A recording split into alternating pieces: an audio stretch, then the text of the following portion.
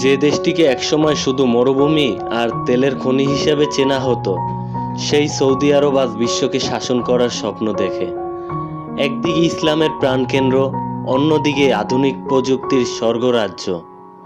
আজকে আমরা এই ভিডিওতে আপনাদের জানাবো সৌদি আরবের জন্ম এবং বর্তমানের অবিশ্বাস্য রূপান্তরের গল্প। সৌদি আরব মধ্যপ্রাচ্যের বৃহত্তম একটি দেশ। এর চারপাশে লোহিত সাগর এবং পারস্য উপসাগর দিয়ে ঘেরা। এখানে মূলত চরম ভাবাপন্ন আবহাওয়া থাকে। দিনের বেলা থাকে প্রচণ্ড গরম, রাতে বেশ ঠান্ডা। তবে আশিরের মতো কিছু পর্বতমালা অঞ্চল আছে যেখানে সারা বছর বেশ মনোরম আবহাওয়া থাকে। 1932 সালে রাজা আব্দুল আজিজ ইবনে সৌদির আধুনিক সৌদি আরব প্রতিষ্ঠা করে। এর আগে এই অঞ্চলটি বিভিন্ন ছোট ছোট গোত্রে বিভক্ত ছিলেন। 1938 সালের প্রথমে এখানে তেল আবিষ্কৃত হয়, যা এই দরিদ্র মরুভূমির দেশটির ভাগ্য রাতারাতি বদলে দেয়। আজ তারা বিশ্বের ধনী এবং শীর্ষ তেল রপ্তানির দেশ।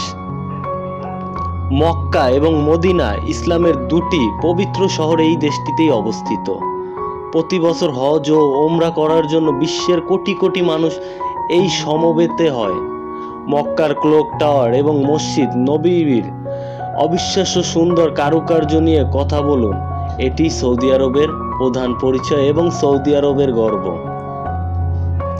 সৌদি আরবের বর্তমান ক্রাউন প্রিন্স মোহাম্মদ বিন সালমান এমবিএস ভিশন 2030 হাতে নিয়েছেন। এর মূল উদ্দেশ্য হলো তেলের উপর নির্ভরশীলতা কমিয়ে পর্যটন ও প্রযুক্তির এগিয়ে যাওয়া।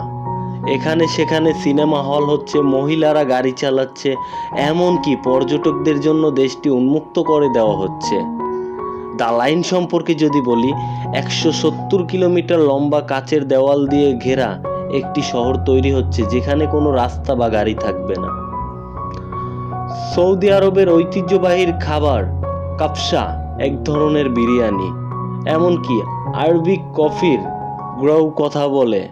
এখানকার মানুষ অত্যন্ত অতিথাপরায়ণ। পুরুষদের জন্য সাদা খোপ এবং নারীদের জন্য আবায়া তাদের সংস্কৃতির একটা অংশ। সৌদি আরব এখন আর কেবল দক্ষিণে রক্ষণশীল দেশ, বরং এটি ঐতিহ্য এবং আধুনিক একটি অদ্ভুত সংমিশ্রণ। আপনি কখনো সৌদি আরব গিয়েছেন বা যাওয়ার স্বপ্ন দেখেন, সেটা অবশ্যই আমাদের কমেন্টে বলে যাবেন। আর আমাদের এই ভিডিওটা কেমন লাগছে এইটা অবশ্যই কমেন্টে বলবেন। ভালো লাগলে একটা লাইক করবেন, খারাপ লাগলে একটা ডিসলাইক করবেন। আর ভিডিওটা যদি অত্যন্ত ভালো লাগে তাহলে সাবস্ক্রাইব করবেন।